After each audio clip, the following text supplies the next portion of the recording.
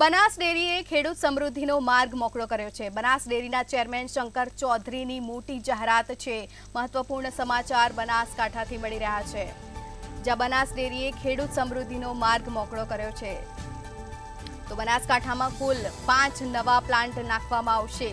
બનાસ ડેરીના ચેરમેન શંકર ચૌધરીની મોટી જાહેરાત। સુઝુકી અને બનાસ ડેરી મળીને બાયો સીએનજી પ્લાન્ટ નાખશે તેવી જાહેરાત કરી છે। તો ખેડૂતો સિવાય પણ વધારાની આવક મેળવી શકાશે। બનાસકાંઠામાં કુલ 5 નવા પ્લાન્ટ નાખવામાં આવશે તેવી જાહેરાત કરવામાં આવી છે।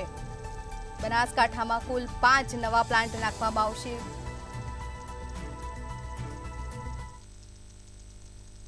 જાપાનની સુઝુકી કંપની અને બનાસ ડેરી બે સાથે મળીને બનાસ ડેરીમાં બાયો સીએનજી પ્લાન્ટ કરી રહ્યા છે।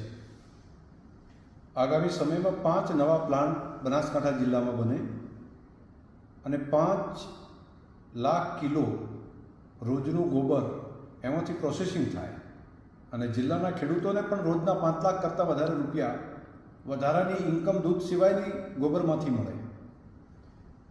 આ પ્લાન્ટમાંથી 2 મુખ્ય વસ્તુ બનશે, જેમાંથી એક બાયો સીએનજી અને બીજું પ્રાકૃતિક ખાતર। પ્રાકૃતિક ખાતરના કારણે, કુદરતી ખાતરના કારણે જમીનની ફર્ટિલિટી વધશે અને તેમાંથી તૈયાર થયેલો ખોરાક, તેમાંથી તૈયાર થયેલું અનાજ એ ઝેરમુક્ત હશે। સાથે સાથે બાયો સીએનજીમાંથી અહીંની ગાડીઓ પણ ચાલી શકશે, જેથી એન્વાયરમેન્ટના પ્રોટેક્શનનું કામ પણ કરી શકાશે।